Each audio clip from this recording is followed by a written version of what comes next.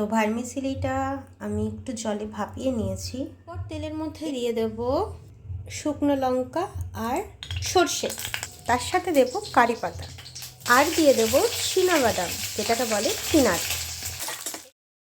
এরপর দিয়ে দেব পেঁয়াজ। পেঁয়াজের কোয়ান্টিটিটা নিজেদের মতো মনে করে দেবে, বেশি কম। এর সাথে আরও অনেক ভেজিটেবল অ্যাড করতে পারো, আমি এতে কিছু দিইনি, শুধুমাত্র পেঁয়াজ দিয়ে। মতো নুন আর হলুদ দেবো, ভালো করে নাড়াচাড়া করে নেব। কেউ যদি মিষ্টি মিষ্টি খেতে পছন্দ করো তাহলে এতে গুড় অ্যাড করতে পারো, বা চিনি অ্যাড করতে পারো, বা মিছরি অ্যাড করতে পারো। যার যেটা মনে হয় সে সেটাই এর মধ্যে দিতে পারো। আমি এতে গুড় দিয়েছি। একটু নাড়াচাড়া করব, ভালো করে মিক্স করে নেব। পর এতে দিয়ে দেবো ভার্মিসেলি।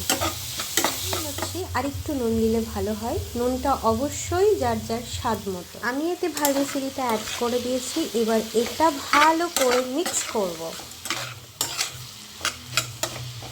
এতে আমি একটা লঙ্কা কুচি দিয়েছি আর বাকি আস্ত দিয়েছি, কারণ এতে তোমরা সকলেই কুচিটাই দিতে পারো। রেডি হয়ে গেছে আমাদের ভার্মিসেলি, ব্রেকফাস্টের জন্য খুবই ভালো।